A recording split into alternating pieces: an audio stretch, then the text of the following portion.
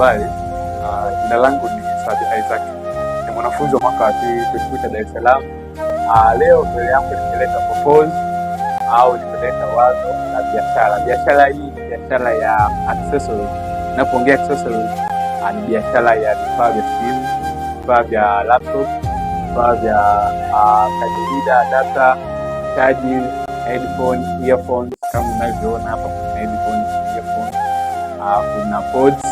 Kwa hiyo leo nimeleta wazo la accessories, kama ikipendeza unaweza kulifikisha. Wazo hili la biashara hii ni wazo ambalo lina faida kubwa sana. Kwa mfano, katika biashara za laptops na simu, ni moja kati ya biashara ambayo ina faida kubwa sana. Kwa mfano, laptop kampuni ya Dell ukichukua kwa Rp100 una faida hadi Rp100 hadi Rp80.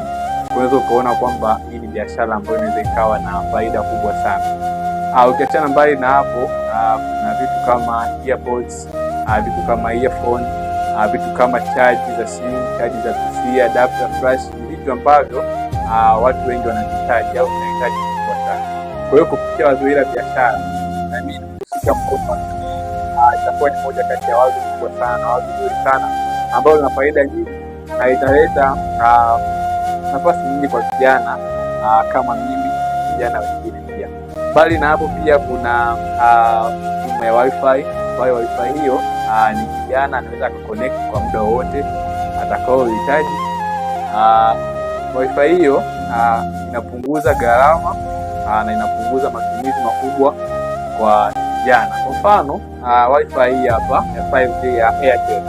Kwa hiyo support wazo hili, kijana anaweza akanufaika na bando hili la wifi kuliko kuenda kutumia kila siku 2000 na zaidi kwa ajili ya wifi.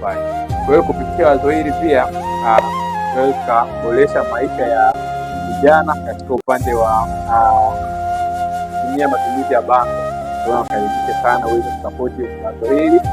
Naamini wazo hili litajenga na itakuwa moja kati ya chachu katika kuajiri vijana kujiajiri.